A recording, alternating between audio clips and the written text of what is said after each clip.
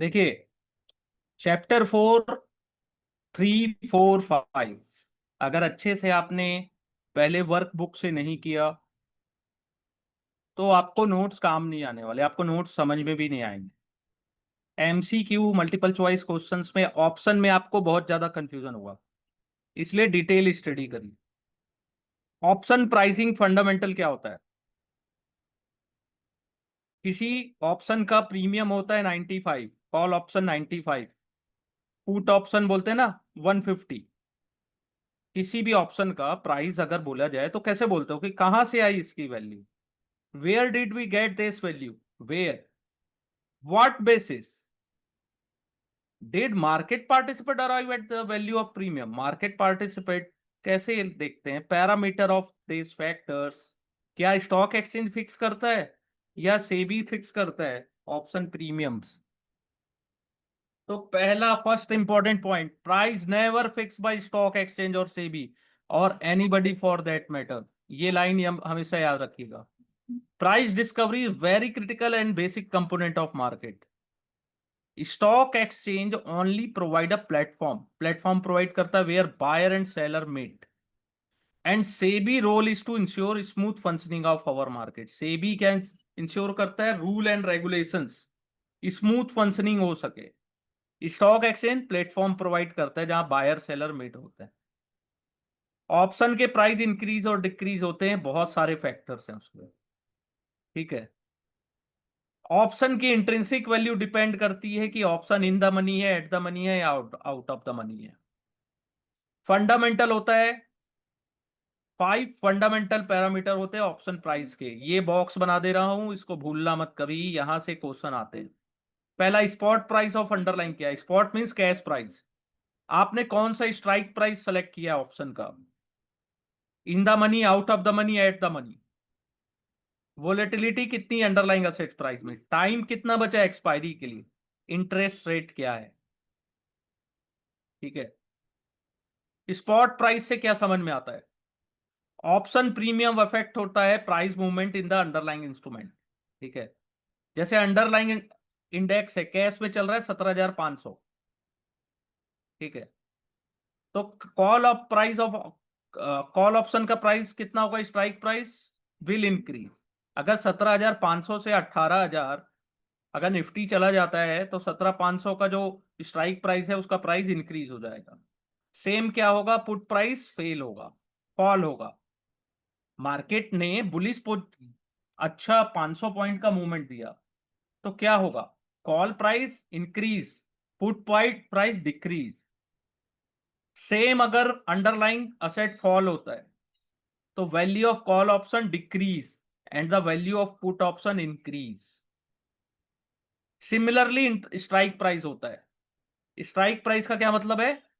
आपने कौन सा ऑप्शन सेलेक्ट किया है, उसके डिफरेंट होते हैं ना।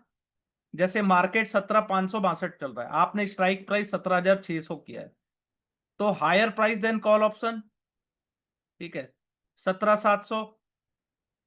जितना आउट ऑफ द मनी लोगे इंट्रिंसिक वैल्यू जीरो रहती है, out of the money intrinsic value zero, at the money zero, ठीक है।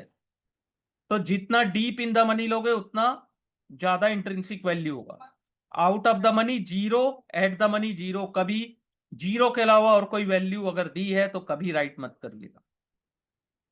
वोलेटिलिटी कितना है? वोलेटाइल मार्केट कितना है, कितना ऊपर और नीचे जा सकता है, कितना मूवमेंट दे सकता है, ये अफेक्ट करता है। It affect the both call and put option in the same way. Higher the volatility in the index और स्टॉक, हायर द प्रीमियम। जितना वोलेटाइल होगा उतना प्रीमियम हाई होगा।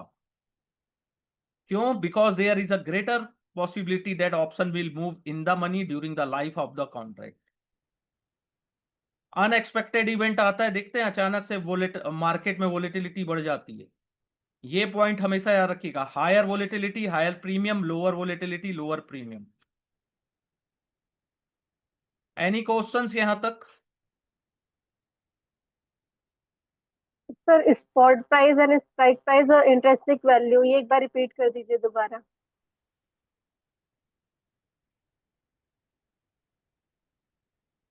स्पॉट प्राइस मींस 17,500 है आज कैश में ना, आपने कॉल खरीदा 5 रुपया में, 50 रुपया में, 500 में खरीदा, ठीक है, तो 17-18 हजार मार्केट अचानक से चला गया, तो क्या होगा?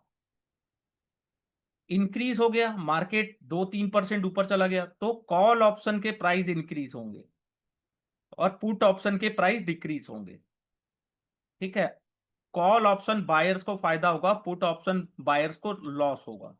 सिमिलरली 17,500 से मार्केट डिक्लाइन हुआ, तो पुट ऑप्शन के बायर्स को फायदा होगा, कॉल ऑप्शन बायर्स को नुकसान होगा, ठीक है।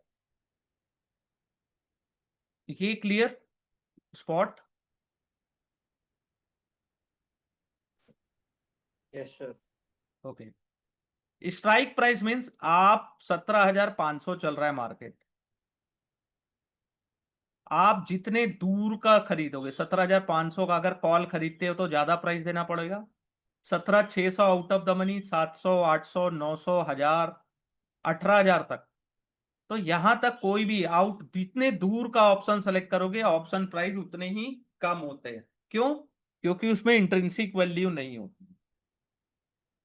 Deep in the out out of far out of the money बोलते हैं ना, एकदम दूर का कॉल प्रीमियम लिया है आपने, आउट ऑफ द मनी।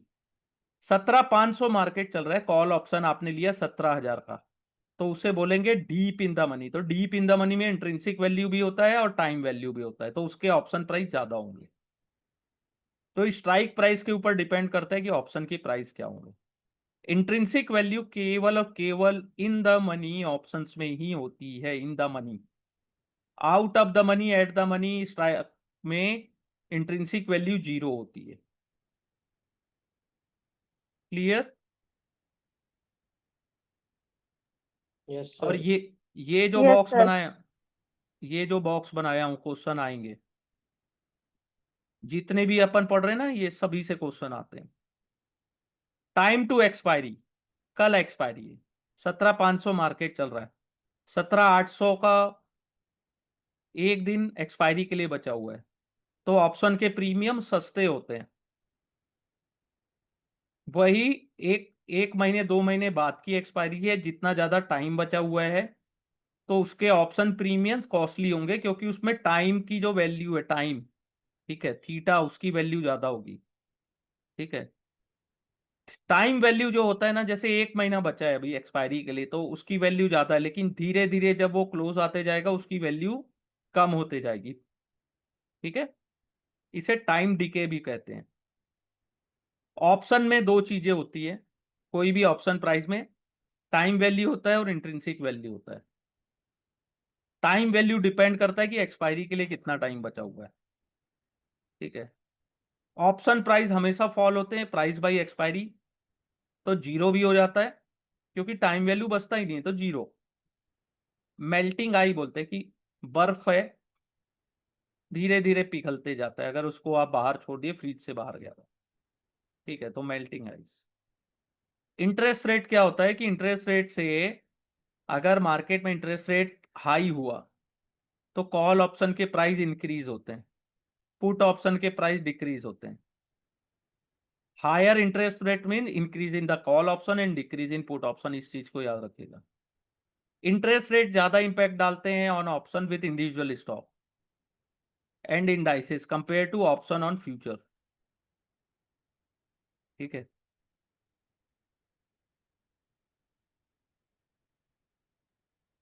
यहां तक clear? Interest sir, interest rate अगर ज्यादा होगा तो प्रीमियम पे इफेक्ट पड़ेगा। कॉल ऑप्शन के प्रीमियम इंक्रीज होती है उसकी वैल्यू में, और पुट ऑप्शन के जो वैल्यू होती है वो डिक्रीज होती है, ऐसा थियोरिटिकल लिखा हुआ है यहाँ पे। यहाँ थियोरिटिकल लिखा है, लेकिन प्रैक्टिकली ऐसा हो जरूरी नहीं है। कहाँ रहता है मीन्स, आपने पूछा ये कहाँ रहता है इंटरेस्ट रेट।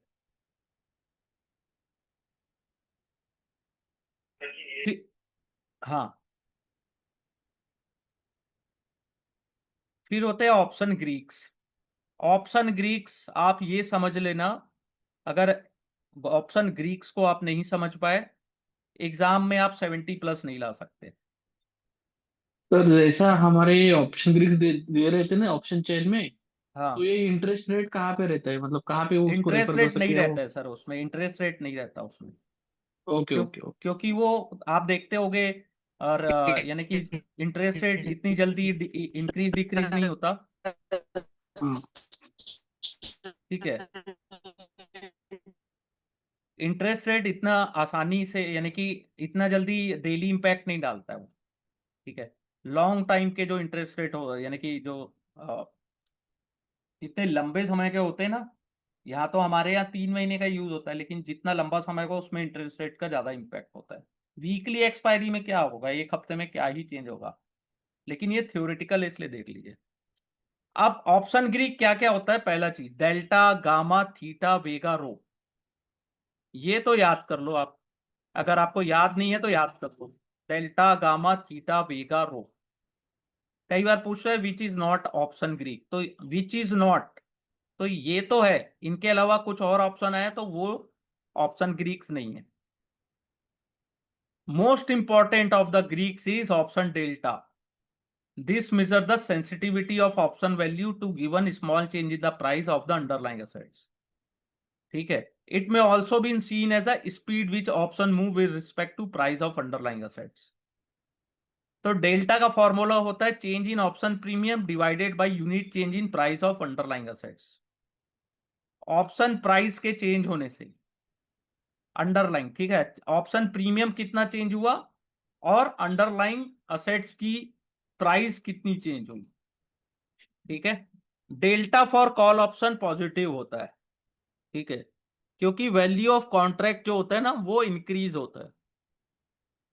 ठीक है, अगर आप बुल पोजीशन लॉन्ग पोजीशन हो, positive. Delta for call option seller is negative. ठीक है, ये चीज याद रखिएगा। Delta for put option buyer is negative and put seller is positive. ये क्वेश्चन आएगा ही आएगा यहां से। ठीक है, जैसे देखिए कोई स्टॉक है उसका डेल्टा है 0.6, अगर कोई अंडरलाइन, ये जैसे 100 रुपीज का स्टॉक है उसका डेल्टा है 0.6, अगर वो 101 पर चला गया तो ऑप्शन के प्रीमियम में 0.6 यानी 60 पैसे का चेंजेस होगा। ठीक है, डेल्टा सबसे इंपॉर्टेंट क्यों है as a option trader, because this parameter is heavily used in margin and risk management strategies. Delta को ऑफन कॉल्ड हेज रेशो। ठीक है, क्योंकि पोर्टफोलियो में आपके एन शेयर है स्टॉक्स में और उसको डिवाइड करेंगे एन से, तो आपको पता चल जाएगा कि कितने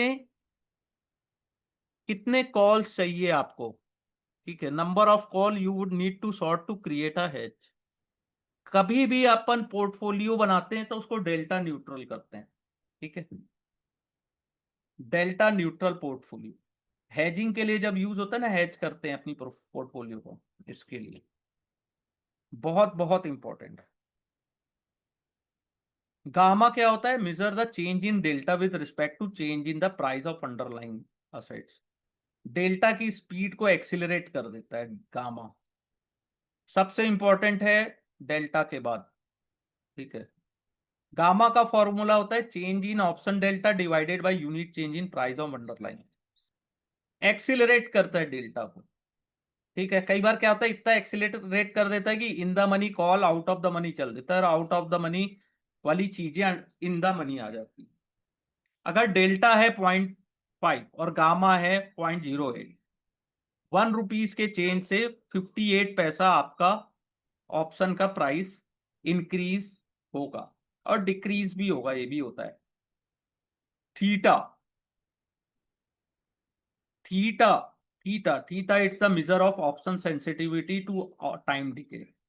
थीटा के क्या होता है, चेंज कैसे होता है, day to day, one day, एक दिन में कितना टाइम चेंज होगा प्राइस। ठीक है, theta is the change in option price given a one day decrease in time to expiry.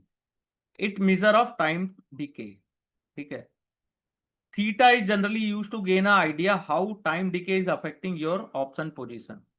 ठीक है, जैसे ऑप्शन कॉल ऑप्शन है, आपने लिया 5 डे एक्सपायरी, उसका थीटा है 1.2, इसका मतलब है डेली 1.2 रुपीज ऑप्शन के प्राइस डिक्लाइन होंगे एक्सपायरी तक, और एक्सपायरी वाले दिन तो जीरो हो जाते हैं। ठीक है। Option tend to lose time value each day, per day 1.2 rupees change होगा अगर थीटा 1.2 दिया हुआ है। वेगा क्या है? Sensitivity of option price to change in market volatility. Market volatility change होने से ऑप्शन के प्राइस में क्या चेंजेस आएंगे। वेगा हमेशा ऑप्शन बायर फ्रेंडली होता है, ऑप्शन बायर्स की हेल्प करता है पैसा कमाने में। थीटा हमेशा ऑप्शन बायर्स का दुश्मन होता है और ऑप्शन सेलर्स का दोस्त होता है। ठीक है। थीटा से क्या है कि डेली समय बीत जाए उतने पैसे आपके, मार्केट कहीं नहीं गया तब भी। लेकिन वोलेटिलिटी क्या करता है, ऑप्शन की प्रीमियम्स को बढ़ा देता है बहुत तेजी से। तो इसका भी फॉर्मूला देखिए, change in option price and change in volatility. अगर ऑप्शन का वेगा 0.8 है तो 0.8% चेंज होगा 1% चेंज होने पे। ठीक है, अंडरलाइंग असेट्स की आईवी चेंज होने से। वीगा वेगा जो होता है, वीगा या वेगा लॉन्ग पॉजिटिव होता है लॉन्ग कॉल और लॉन्ग पुट के लिए। ठीक है। Rho is the change in option price given 1% change in risk free interest rate. Interest rate के चेंज होने से कितने ऑप्शन के प्राइसेस में चेंज आएंगे। ठीक है। Rho measure the change in option price per unit increase in cost of funding. ठीक है। रो उतना इंपॉर्टेंट नहीं है, लेकिन अब एग्जाम है तो आपको अच्छे नंबर भी लाने हैं, तो आपको याद रखना होगा। ठीक है। बहुत इजी है, रिवीजन करते रहिएगा। एग्जाम के डेट आप सेलेक्ट कर सकते हैं। आप देखिए सितंबर 1 आ चुका है, आप सितंबर के सेकेंड वीक में एग्जाम का स्लॉट बुक कर लीजिए, क्योंकि और ज्यादा लेट करेंगे तो क्या होता है, डेट और ज्यादा आगे की मिलती है। ठीक है।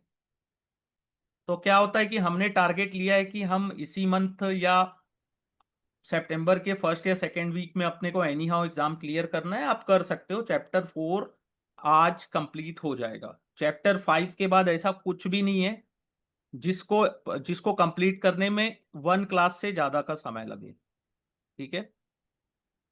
करिए, हो जाएगा, बहुत इजी है। वो एग्जाम में बैठने तक का डर होता है, उसके बाद सब इजी है, सब आसान है। सर एक चीज औ- पूछनी थी। हाँ हाँ सर जो आपने फर्स्ट और सेकंड चैप्टर्स के जो नोट्स दिए थे ना, हाँ। सर वो मतलब कि वो एकदम ठीक थे, पर लेकिन जो थर्ड आवाज आपकी चैप्टर में सर क्लियर नहीं आ आपने रही है दिया है सर। ना, उसमें सर थोड़ी सर थ्योरी है। है, आपकी आवाज क्लियर नहीं आ रही है सर। जो फर्स्ट और सेकंड चैप्टर में सर नोट्स दिए थे ना सर, उसमें सर मतलब कि आपने सर मेजर मेजर जो पॉइंट हाँ, आवाज नहीं आ रही सर आपकी। हेलो। हाँ सर अब क्लियर है?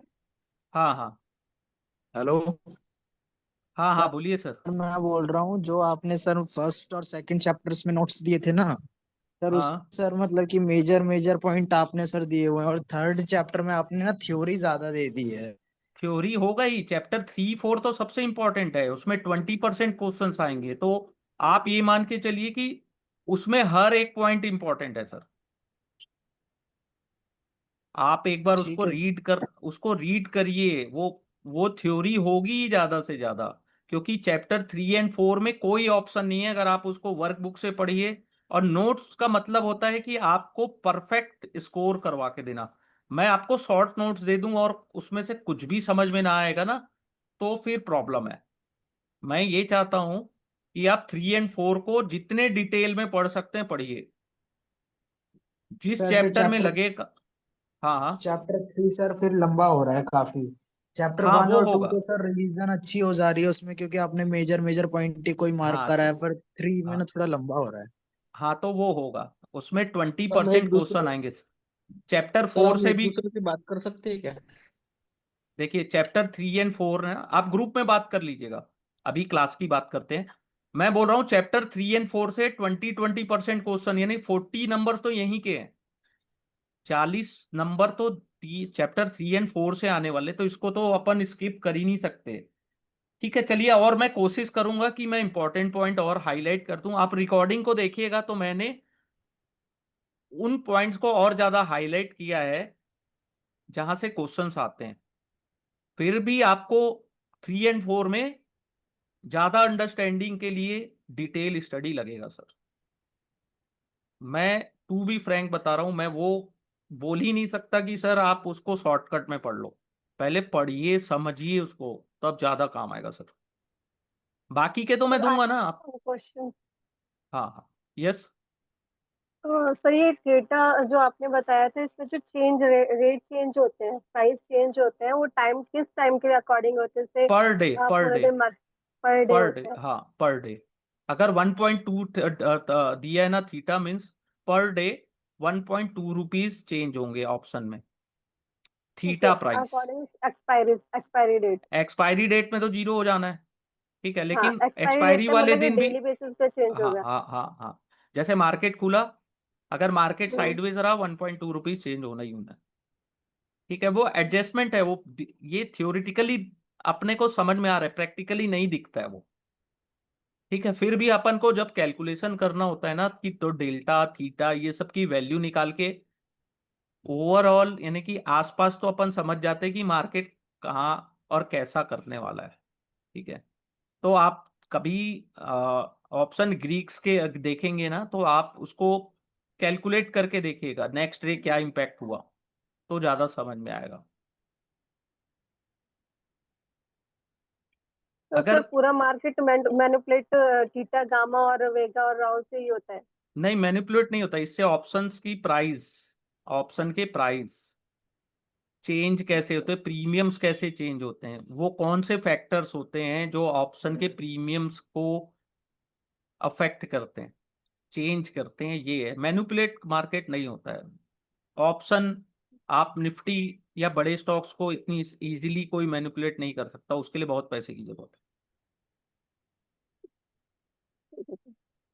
ऑप्शन प्राइसिंग के दो फॉर्मूले होते हैं, एक होता है द बाइनोमियल प्राइसिंग मॉडल, बहुत कॉम्प्लिकेटेड है, बहुत मोस्ट फ्लेक्सिबल है, बहुत पॉपुलर है, लेकिन इसका कैलकुलेशन इतना ज्यादा कॉम्प्लिकेटेड है कि इसे ज्यादा यूज नहीं किया जाता है। ठीक है, इनका डेवलप किया था विलियम शॉर्प ने 1978 में। मोस्ट फ्लेक्सिबल है, लेकिन इनका कैलकुलेशन बहुत हाई है, बहुत एक्यूरेट है, लेकिन calculation complex and time consuming है। सेकंड होता है Black and Scholes model, 1973 Fischer Black and Myron Scholes, सबसे पॉपुलर है, सिंपल है, फास्ट है कैलकुलेशन में। ठीक है, it does not rely on calculation of iterations. ठीक है, कैलकुलेशन थ्योरेटिकल है। ठीक है, जैसे कॉल प्राइस क्या है, 5 एलिमेंट्स जो होते हैं ना, stock price, strike price, volatility, time to expiry and short term risk free interest, इससे कैलकुलेट होता है। कॉल ऑप्शन का जो फॉर्मूला है कैसा होता है, सी इक्वल टू, ये इसका फॉर्मूला है, SN D1 - XC square power -RT D2। तो D1 एंड D2 क्या है ये देखिएगा, और पुट का क्या है, ये सेम है। ठीक है, ये फॉर्मूला अगर याद करना है ठीक है, कभी कभार ही पूछा जाता है। एस क्या है इसमें, स्टॉक प्राइस, एक्स है स्ट्राइक प्राइस, टी है टाइम, आर है risk free rate of interest, V है वोलेटिलिटी। ठीक है, एन एक्स है standard non cumulative distribution function, E है एक्सपोनेंशियल फंक्शन, आई एन है नेचुरल लॉगरिथम। इतने की जरूरत नहीं है, ऑटोमेटिक आज सिस्टम कैलकुलेट करके अपने को दे देता है, लेकिन पता तो होना चाहिए कि कॉल ऑप्शन के प्राइस कैसे कैलकुलेट होते हैं, पुट ऑप्शन के, तो ये इसके फॉर्मूले है।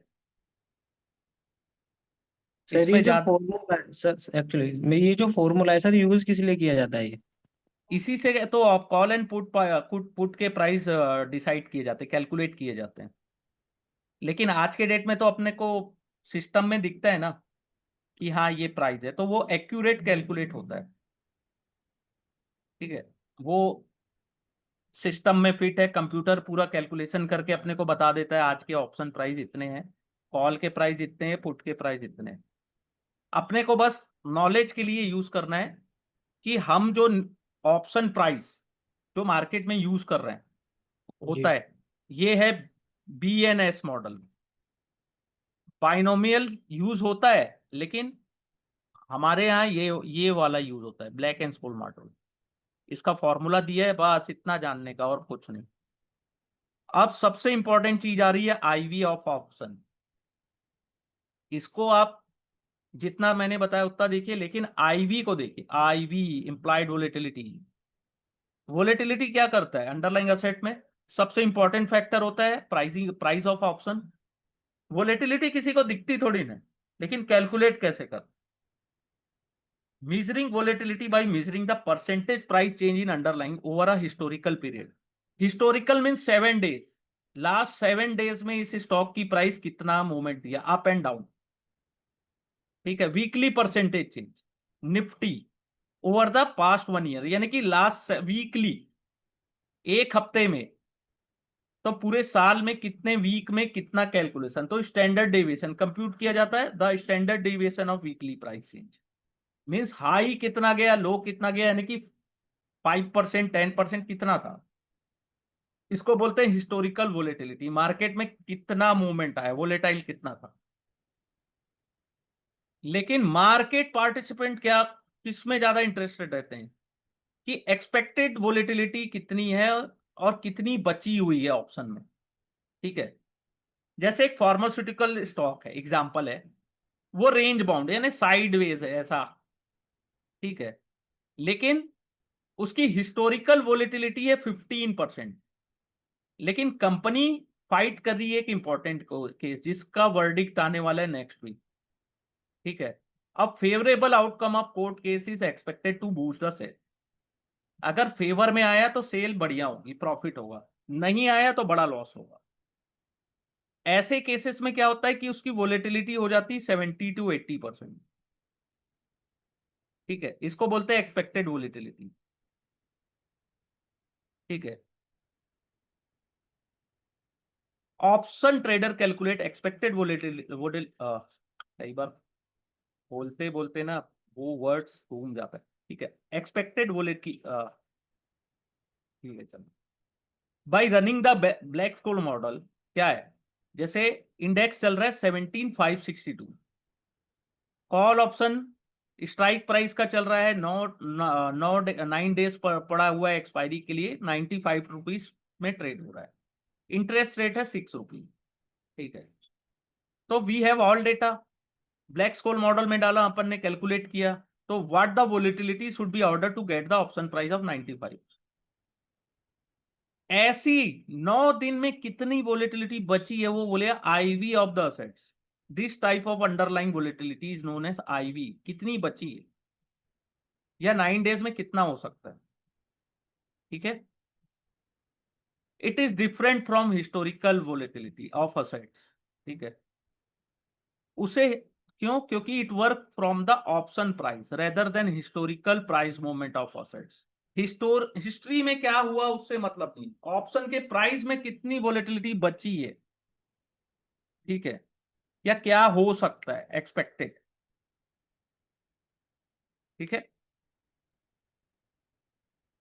Implied volatility. अब देखिए सबसे इंपॉर्टेंट पॉइंट, IV, जिसको मैं बोलूंगा IV मींस इंप्लाइड वोलेटिलिटी से क्या समझ में आता है कि क्या ये सही समय है बाय और सेल करने का ऑप्शन को। इस पॉइंट को समझिएगा, IV से क्या समझ में आता है कि अपने को बाय करना है ऑप्शन की सेल करना है। IV जब बहुत ज्यादा हाई होती है तो ऑप्शन ट्रेडर सेल करना पसंद करते हैं। IV जब लो होती है तो ऑप्शन ट्रेडर बाय करना पसंद करते हैं। अगर एग्जांपल जैसे अपन ने देखा कि 80% है फार्मास्यूटिकल कंपनी की IV। ठीक है, तो ये बहुत ज्यादा है हिस्टोरिकल IV से जो 15% है, तो ऑप्शन ट्रेडर सेल करना पसंद करेंगे स्टॉक को before the announcement of verdict. ठीक है, ह्यूज IV का मतलब है कि ऑप्शन प्राइस खुद में बहुत हाई है। जितनी ज्यादा वोलेटिलिटी हाई होगी ऑप्शन प्राइस खुद में बहुत आपको हाई मिलेंगे। कभी आपने देखा है कि मार्केट में कोई बहुत बड़ा इवेंट आने वाला है, तब आप देखना कि आउट ऑफ द मनी के भी जो ऑप्शन प्रीमियम्स होते हैं बहुत ज्यादा हाई होते हैं। Yes sir, yes sir. ठीक है, वो आईवी होती है, आईवी। ठीक है, देखते हैं ना, कोई बड़ा न्यूज आने वाला है, इलेक्शन रिजल्ट आने वाला है, कोई आरबीआई की मॉनेटरी पॉलिसी आने वाली, कोई भी बड़ी बिग इम्पैक्ट, बहुत बड़ी न्यूज, और जैसे वो न्यूज आ जाती है उसके बाद आईवी गोज डाउन। फिर क्या होता है, ऑप्शन के प्राइस मेल्ट होने लगते हैं। लेकिन कोई गारंटी नहीं है, 80 है तो हो सकता है और ज्यादा ऊपर चले जाए, 80% है, आपने प्रोबेबिलिटी लाई कि 80 से ज्यादा नहीं जा सकता, लेकिन आईवी ऐसी चीज है और हाई भी जा सकता है। ठीक है, ऑप्शन के पे ऑफ हमेशा असिमेट्रिक होते हैं, तो हायर प्रीमियम का मतलब है कि बायर्स के लिए फायदा है।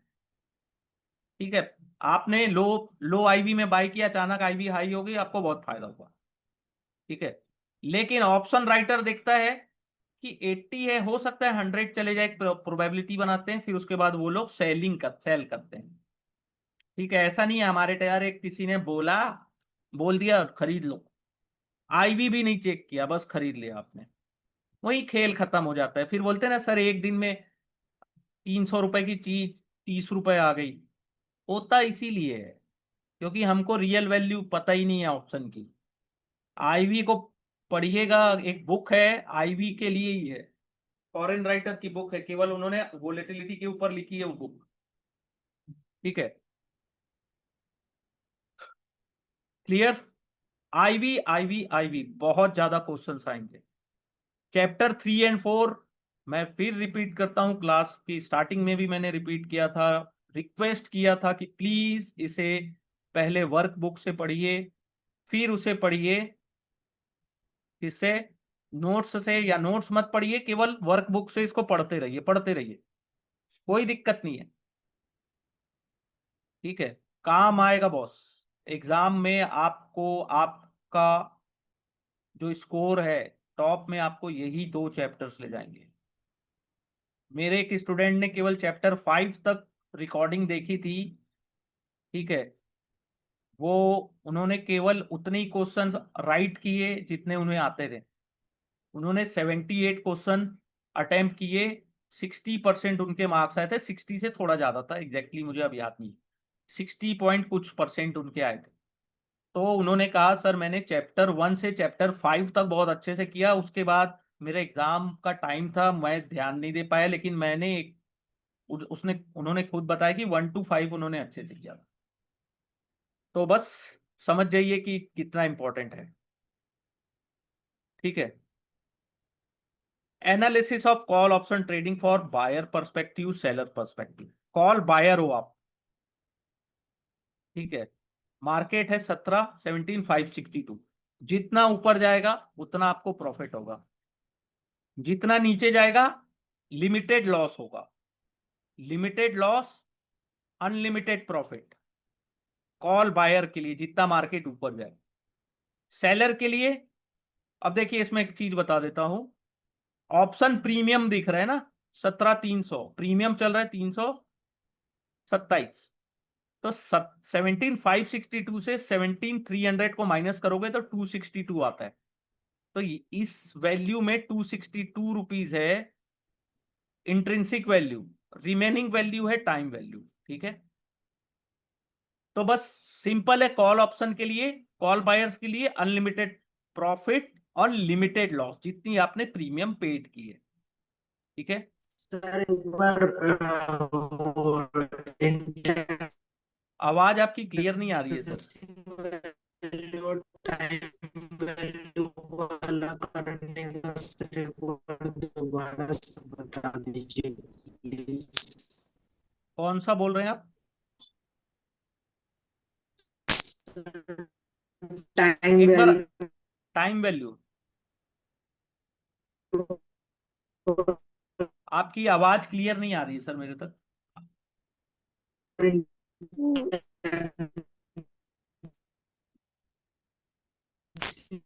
आप मुझे कमेंट्स में बता दीजिए, कमेंट्स में बता दीजिए, कमेंट्स में बता दीजिए, कमेंट्स में मैं क्वेश्चन फिर से देख लूंगा।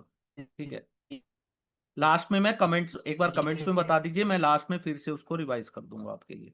आपकी आवाज क्लियर नहीं आ रही है सर। सर प्रॉफिटेबिलिटी क्या मैं होती? बोल रहा हूँ कि हाँ, हेलो, ठीक है। तो प्रॉफिटेबिलिटी क्या है? अनलिमिटेड प्रॉफिट, लिमिटेड लॉस, ठीक है, कॉल ऑप्शन पे। लेकिन कॉल सेलर में क्या होता है? मार्केट में आपका बियरिश व्यू है तो आपका लिमिटेड प्रॉफिट, अनलिमिटेड लॉस होगा। मार्केट जितना नीचे जाएगा आपको प्रॉफिट उतना कितना होगा? जो आपने प्रीमियम पेड की है वो प्रॉफिट है, यानी कि जितनी प्रीमियम आपने रिसीव की है। सेलर क्या करते हैं? प्रीमियम रिसीव करते हैं। बायर क्या करते हैं? प्रीमियम खरीदते हैं, ठीक है। किससे? सेलर से। सेम पुट के लिए होगा। पुट में भी मार्केट जितना नीचे जाएगा unlimited profit as a buyer perspective, और जितना ऊपर गया उतना उसमें कितना लॉस होगा? जितना आपने प्रीमियम पेड किया है। नेट नेट पे ऑफ जस्ट मिरर इमेज बनती है। सेलर में क्या होता है? जितनी प्रीमियम आपने रिसीव की वो आपका प्रॉफिट। सेलर का कौन होता है? पुट सेलर बुलिश पर्सपेक्टिव होता है, उसका बुलिश व्यू होता है। तो जितनी प्रीमियम आपने रिसीव की वो आपका प्रॉफिट, और जितना मार्केट आपके अगेंस्ट गया उतना आपका लॉस। ये होते हैं पुट सेलर्स।